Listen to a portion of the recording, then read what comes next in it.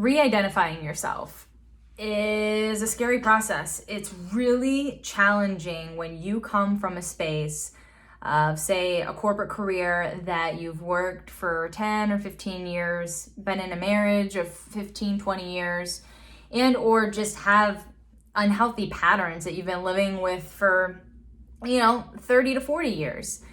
The crisis that can sometimes happen when you decide that you've grown apart from your spouse and or that your job just is like sucking your soul, and you've gotten to a point in life where you're 40 or 50 and you have no friends, or your friends have all moved away.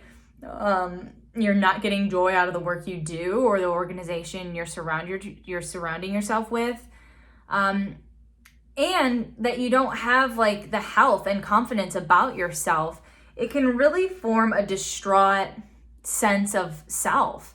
And what's interesting and what was so beautiful about my last conversation I had with a prospect was his ability to understand that, like, when we are not well mentally and emotionally, it creates so much distress physically that can be 100% prevented.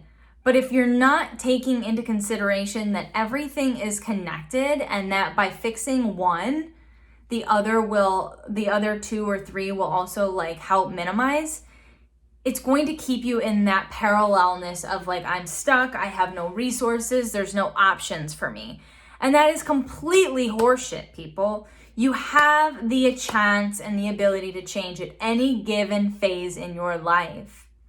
Even if you're a teenager who's coming out to your parents, scary stuff nonetheless. You're going through an identity crisis. And this mindset that I talked about last week gets to be present in it's this and that. A lot of the times we make up or we have this like dysfunctional threshold of like, when is it time to change? When is it time to move on? How much more can I squeeze in? How many more outfits will I just buy before I go get a personal trainer or a health coach? Like, how many more years or what bonus stature am I going to get to before I leave? How many years am I going to have to suffer in a emotionally, verbally, physically abusive marriage before I just say, you know what, screw it. It doesn't matter how much it costs me. I'm just going to get rid of it.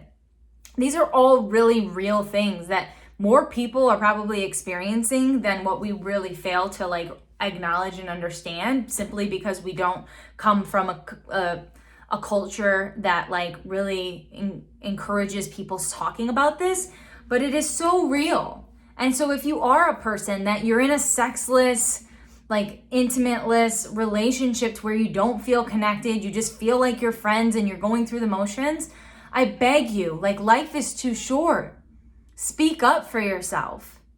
Because the longer you go in that sort of situation, the more you're going to go other places and try to fill that void, whether it's gambling, sex, porn, drugs, cheating. Same thing for your health. Don't continue to put yourself in a shaming cycle that you're gaining weight, you're lacking energy, you're losing confidence, you're not feeling good about yourself, you're destructing yourself with thoughts of what's capable because you've gotten yourself into this space and you don't know where to go. Hire a coach, come talk to me or someone else. And say you're in your career. Is your career, is your job really a priority when it comes to the ability for you to show up from a space of integrity, truth, honor, transparency? Because every day that passes that we're just half-assing life, we're going through the motions, we're breeding that ground for other people to think that that's acceptable too. And your energy counts. Your habits count. Your mindset matters. Your choices create. So, re-identification process, it's coming in hot. I'm going to have a lot of content around this in the AMP content library that I've made for the membership programming. But please, if this is resonating with you, I'd love to hop on a call. This shit gets to be temporary because life is too short. So, hit me up.